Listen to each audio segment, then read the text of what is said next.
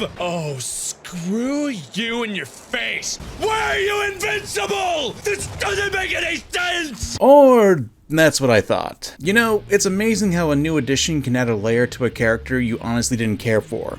Even if the development isn't the most amazing or anything really new, it can be a breath of fresh air and at the very least make me look at a character that I've disliked before again. So, with the release of Pokemon Legends ZA, well, as I was saying, Lysandre is alive and he is L. I want to tell you I'm L.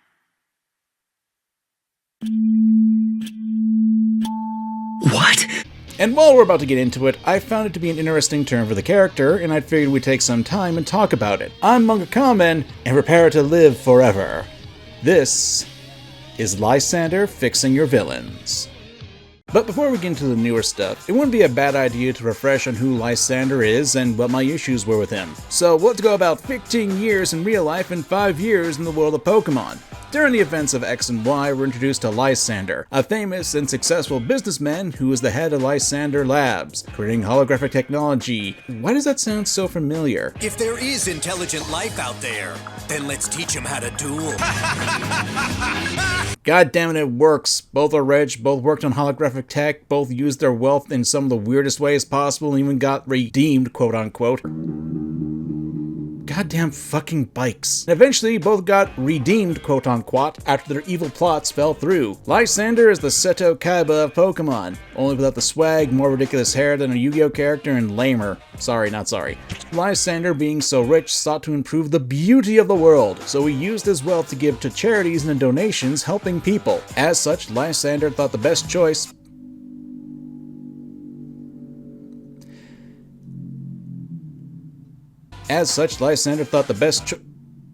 Goddamn bike. As such, Lysandre thought the best choice was to use an ancient weapon that was used by the King of Kalos and use it to cull the population of the world. So he founded the organization Team Flare, the only folks who would be spared by the weapon, and dear God, that would be our future. Now, by itself, this is a pretty good motivation and backstory for a character, especially for a villain. After all, most of us can relate to looking at the world and seeing how there are so many bad people in the world who are effectively killing the beauty of it. If I can be a bit dark myself for a moment, I do believe that there are idiots out in the world who, if they just poofed into clouds of smoke, I think the world would be a better place. And I don't think that anyone can disagree that if they had those thoughts either. I mean, one look on the political side of Twitter is enough to prove that, though I wouldn't recommend that if you want to keep your brain cells. But Lysandre certainly has seemed to have lost them in the process. I say this because of a few factors in the games.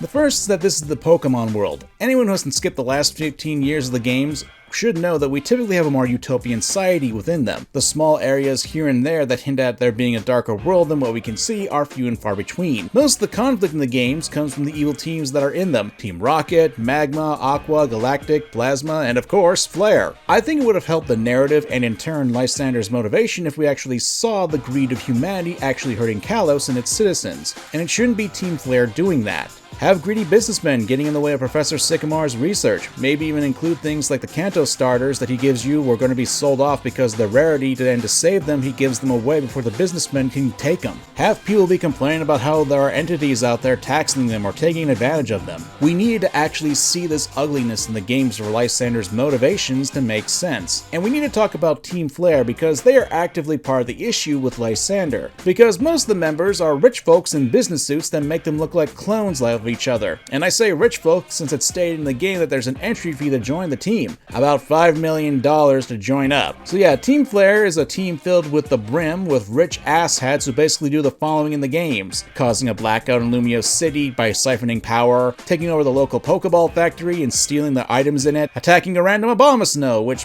may be because it had a Megastone, I don't know. Most of the conflict in the game comes from Team Flare itself, and since it's pretty clear that Lysandre is supporting these people and giving them the ability to survive in the new world, yeah, it makes him out to be an idiot who's supporting the very people who may have made the world bad. Maybe he was trying to gather the worst of humanity, then blast them off the face of the earth. That makes sense, but nope, that's not what happens. And I think one of the biggest issues with Lysandre and the quote-unquote reveal is that he's the leader of Team Flare. It's played as a surprise and that no one could ever make this connection. I mean, one look at the guy, his fiery hair, his suit, and the fact that he's rich enough to make you think, oh, He's the bad guy! I am being pessimistic about this, since I think X and Y are probably the weakest games in the series, or were depending on the day since Scarlet and Violet came out, but that's beside the point. This is why I didn't care for Lysandre as a character or villain in the games, for reasons I just explained, and it sucks because on paper the guy should work as a villain. Nihilistic villains who have been scorned by the world or an aspect of culture are great ideas,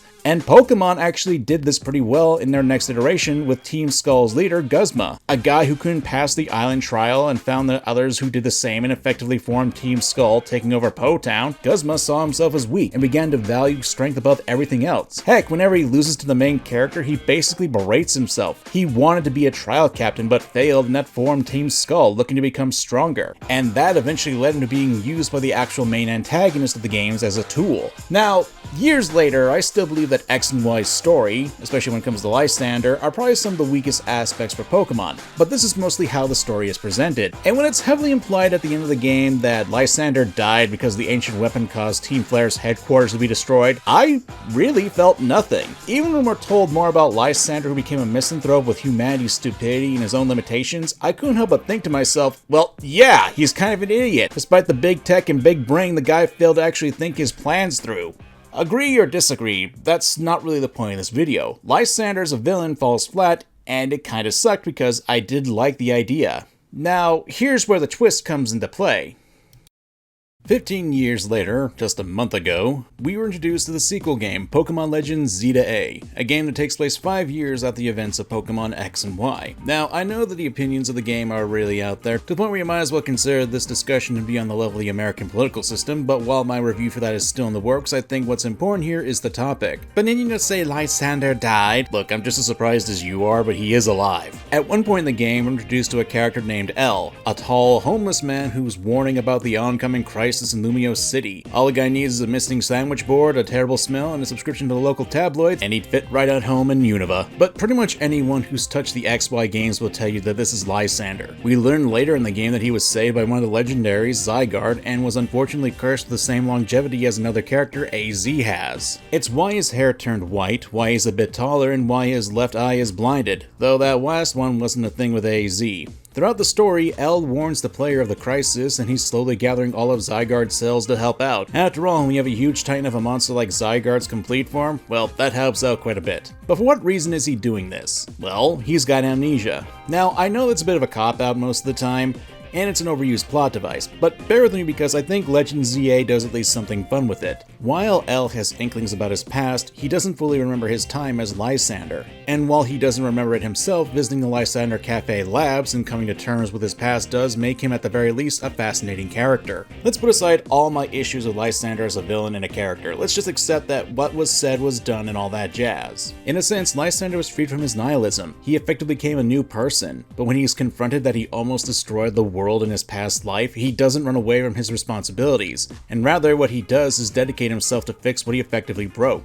In this case, when he fired off the ancient weapon, it awoke another ancient device that was built in Lumio City that was causing issues now in the game, drawing in wild Pokemon into the streets, and even forcing some Pokemon to develop new Mega Evolutions and running wild. It's not so much a redemption story either. The guy almost destroyed the population of the Earth, and for that he lost his identity, his memories, and was cursed with longevity. But that's the point. Regardless of redemption, most people will probably not forgive the guy for what he did. Doing good things and doing things for the betterment of mankind is more important than being perceived as a good person. Even if his efforts aren't recognized, L realizes that to be the case.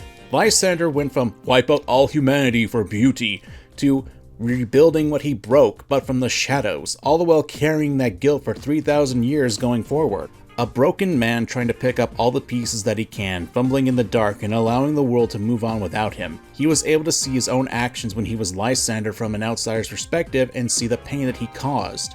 And this is a bit of a theme with the story of the game, the past and how we move on from it. For a few examples, let's consider Grisham, a remnant of Team Flare and the current leader of Team Flare Novau, whatever. Where we learn that former members of Team Flare are now being outcasted by the public. I mean, for good reason. Hell, we even learned that some members actually went to prison. The only reason that Mabel didn't get slammed behind bars was because she was offered her services as a Pokemon researcher in a plea deal so the government kept a close eye on her and because her feet were modeled. Why did you say that like it was a completely normal sentence? Corbo was one of the people that Lysandre actually helped back before he lost his memory, struggling as a youth and getting support. but because of that support, the Rust Syndicate came after him. But Corbo, being the badass, kicked their asses and took over the Syndicate, turning into an organization that helps out Lumio City. In the worst way possible, but still helping. The past is something that we cannot run from. It's a part of us as people, it's a part of us when we develop, but what we make of the past and how we use it to become people is what is really important. Do we learn from it, or are we doomed to repeat it? Hell, that's kind of what's happening with Lysandre now. He effectively has been turned into the next AZ, and with that, he has to reflect upon his past and learn to walk forward. Which leads me to... I think it's important to discuss AZ in this video, and how his characterization offers a bit of a parallel to Lysandre's development. For those unfamiliar with the backstory of X and Y, 3,000 years ago, there was a terrible war between two regions. During that, the lives of both humans and Pokemon were lost, with people treating Pokemon as mere tools for the war, even going so far as to steal powerful Pokemon from other people to use as weapons. AZ was a victim of that. His Floette was taken and used as a sacrifice in the war. When he received the body of his Pokemon, AZ was wrought with grief, building a machine to restore Floette's life. And while he did succeed, his despair became too much and he converted it into the ultimate weapon, with the goal of destroying both sides of the conflict. Can't really have a war if both sides are dead, I guess. The machine was powered by life energy of other Pokemon, and AZ's Floette was disgusted by that, leaving the man. The ultimate weapon also granted AZ a longer life, to the point where he was able to live for over 3,000 years. And what happened to Lysandre is a bit of a parallel. The greed and destruction of the world basically turned Lysandre to the depths of despair, looking to cleanse the world of impurity because no matter how much he helped the world through his donations and his scientific ingenuity,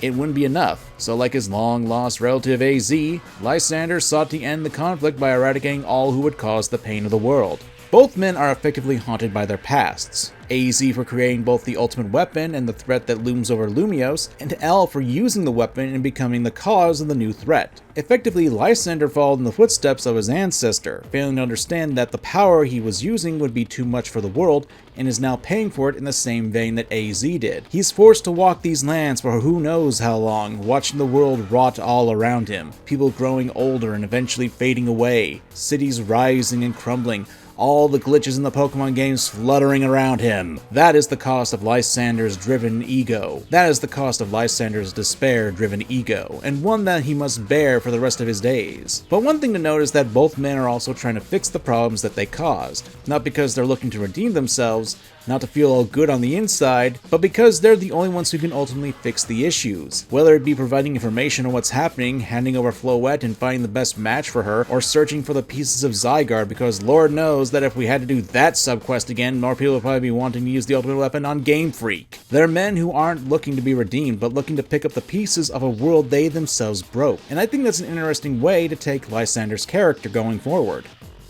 I do actually have to say I enjoyed the direction that Lysandre took in the sequel game, because while I still don't like him as a villain, what I do like is there's actual consequences for what he did in X and Y. Most of the time, we don't get a lot of closure for characters in these games. It's usually a one and done that's left up to interpretation, the only exception being Black and White games with their sequels. Which, in all honesty, I wouldn't mind if Pokemon actually did more sequel titles. Having a chance to explore where the characters are after a few years is always an interesting concept. It's why when you see returning characters in games, it's always a treat to see how the events of the previous iteration affected them. But what do you guys think? Do you think that what they did with Lysandre in the game was good? Or do you think I'm blowing a lot of hot smoke? Let me know down below, and if you enjoyed the video, please leave a like, and if you're on mobile, consider using the hype feature. It helps push the video in the algorithm and helps me out a lot. Till next time, I'm MangaKamen, and see ya!